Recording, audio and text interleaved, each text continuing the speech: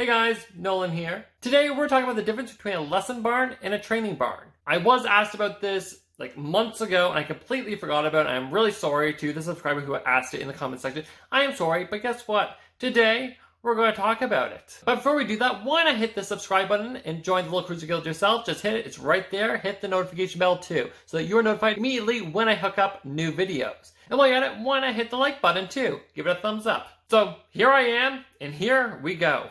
This doesn't go for all lesson barns and all training barns. There are many different barns out there that will contradict what I'm about to say. What I'm saying really is just a general idea. So take what I'm about to say with a grain of salt. Okay, so with that out of the way, let's talk about this. Lesson barns.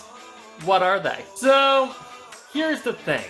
The term lesson barn gets tossed around so easily these days that there's no real definition of what a lesson barn is. When I was brought up into riding, a lesson barn was pretty much a riding school, which I'm going to explain in a few minutes. But I would also like to mention that there are many hunter-jumper facilities that have adopted this term as a way to urge boarders to consistently take lessons. So as not to be just, a typical boarding facility where you do what the heck you want. So just kind of keep that in mind. Back to it. Lesson barns are exactly that. Lesson barns. They're the place you go and pay for a lesson. No strings attached. Want to come and do a one-off? The door's open. Want to set up that every Monday, Wednesday, and Friday you're riding under coach number 1? That could be arranged too.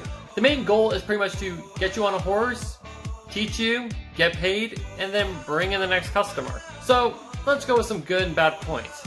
Alright? So let's start with the good.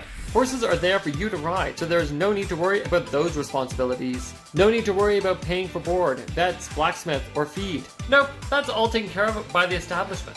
All you have to worry about paying for is the lesson.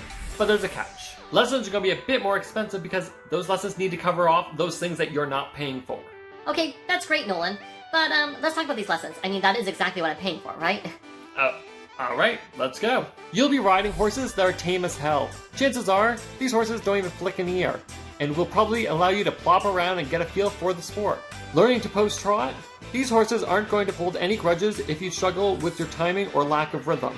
They've seen it all, and they're going to take care of you. Both pros, there comes cons. From what I've seen, the learning in lesson barns are pretty capped.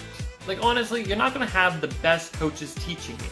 I mean, that's not always the case, but it happens more often than not. And think about what I said about the horses they offer. They are great horses that allow you to learn on them, and majority of the time will ignore your mistakes.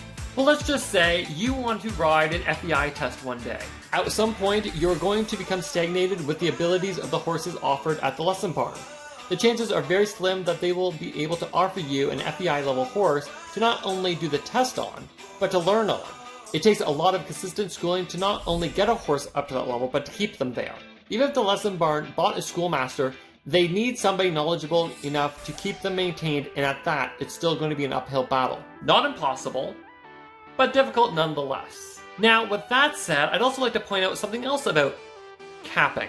You can honestly end up going the complete opposite route. And I have seen this before.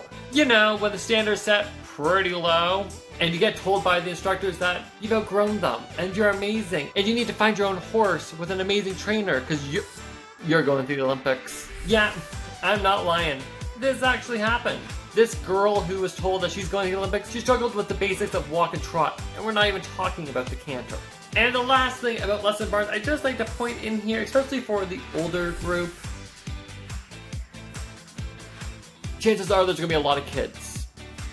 And with kids comes camp. That's all I'm going to say about that. Okay, so let's talk about the training barn. If you haven't seen it yet, I have done a comparison video between a boarding facility and a training facility, which if you haven't seen that video, I'll link to it right up there. Don't forget to give it a check out. It's an oldie, but it's an alrighty. It was one of my first videos, so yeah. But let's take a look at the comparison between the training barn and the lesson barn. First, what is the training barn? A training barn is an establishment where a professional offers training of your horse. Some places want to be doing the training for you, but not all. I mean, I'm at a training barn right now, and I train my own horse, and I just take lessons. So, being the pessimistic that we can all be, we're going to start with the cons first. Pretty much all the positives that you get with the lesson barn have turned into the cons of the training barn. So that means you're paying for boarding, the vet, farrier, etc., saddle upkeep. You know, all the stuff you don't have to worry about when you're just taking lessons at a lesson barn. Yeah, start worrying about them. But the good things is where being in a training facility really shines. You're going to have a knowledgeable instructor. If they've opened up their own training grounds, they've probably built a reputable name for themselves. The level they've been able to take their horses to is going to be higher than a lesson barn coach, and their ability to teach may be higher too. Speaking of which, your lessons now are going to be more of an investment for both you and your horse. As I said earlier, in the lesson barn situation, you come in, you get on a horse, you get taught, you get off, you pay, rinse, repeat.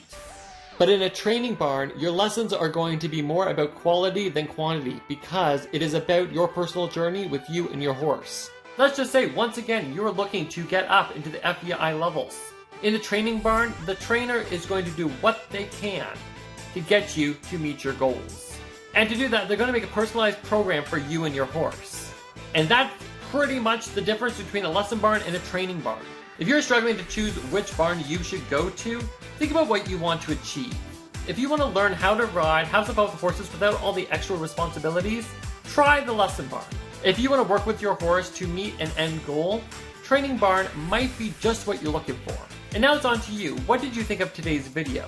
Do you have any thoughts on the differences between a training barn and a lesson barn? Or maybe I missed something. Let me know down below. And while you're at it, once again, don't forget to give this video a thumbs up, as I've said before, and I'll say it again, it's a little thing, but it really does go a long way. And while you're at it, why not hit the subscribe button and join the Little Cruiser Guild yourself? We have new videos up every week for your entertainment, but also to make this horse world make a bit more sense. And that's pretty much everything I've got for you guys today. Alright? Thank you so much for watching. I am Nolan M Cruz, and I'll talk to you